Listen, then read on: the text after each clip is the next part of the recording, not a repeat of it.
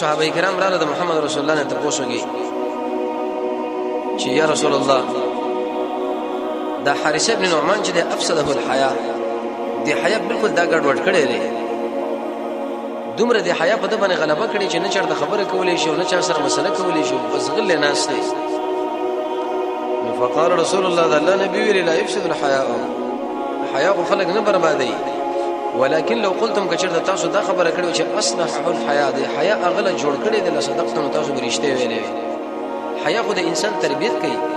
د انسان ډول جوړي د انسان د اسلام مسله بګیلا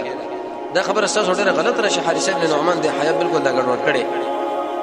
خروج الشان الفائده دي تویل شي فساد پروي عمران بن حسين باندې به راځي د الله نبی ویل شي د حیا ګور ټول خیر دی او دا پسند کې راولي عائشہ رضی الله عنها فرمایي د محمد رسول الله حیا موږ تاسو ته شيږي وکانه رسول الله صلی الله علیه وسلم اذا بلغه عن الرجل شيء و محمد رسول الله له بشکل دی او کس نه خبر را ورسېدل نو لم يقل دسه به ورته نه ویلې لما قلت كذا وكذا الکه دا خبر دی ولي کړي دا ځکه زموږ باندې کې دا عادت نو چې هغه په انسان باندې مخامخ برید وکړي په ملګرو باندې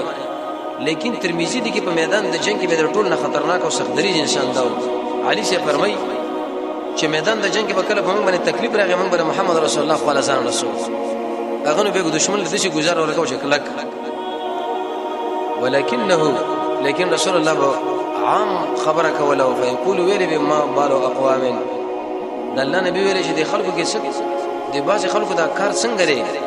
یا څه وجه د خلکو له چې د شي کارونه کوي نو ارسل خپل ځانو پیژنو چې لکه دا نقصان ما کړي دا خبره ماله متوجه ده د دې وجنه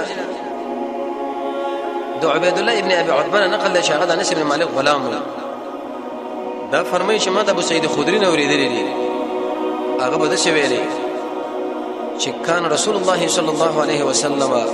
اشد حیاء من العذراء في خدرها رسول الله دا یو پیغل زنانه په خپل پړونی او صدر کې چې کوم حیا پاغي کې دا چې کوم ځای کې هغه پټي کې وي دغه نه زیاته حیا رسول الله کې وا وکانه اذا كره شيئا شوشب محمد رسول الله بد وګڼو عرفناه په وجهه من بدغه اثر د په مخ کې کتو جسم نبی ګور په دې باندې خپه دي او دا ناروا ده انس بن مالک فرمایي چې رسول الله کې عادت دا چې کوم یو کار باغه بد غنو نو سړی به مخامخ ځان له متوجي کوي چې لکه ګوره پتا کې دغه نقصان دی ځان نقصان دی بلکې و به ویلې چې بعض انسانان درې شي کارونه کوي منه مناسب دا چې دا کارونه به دوی نه کوي د زمونږ محمد رسول الله حیا وا او حدیث کې د امر زی پروي د ابي مسعود الانصاري رسول الله فرمایي دې په قانون بیاونه دی خبره فاتې ده چې کله ته حیا پری دي څه کوي څه وګړي بیاغه تکوا دغه حیا چې موږ تاسو راټینګ کړی یو بل روایت کې راځي پر روایت د ابن عون او هغه د سعید ابن مسیب نه نقل کوي اگر که سندن په دې باندې علماء کلام هم کړي لري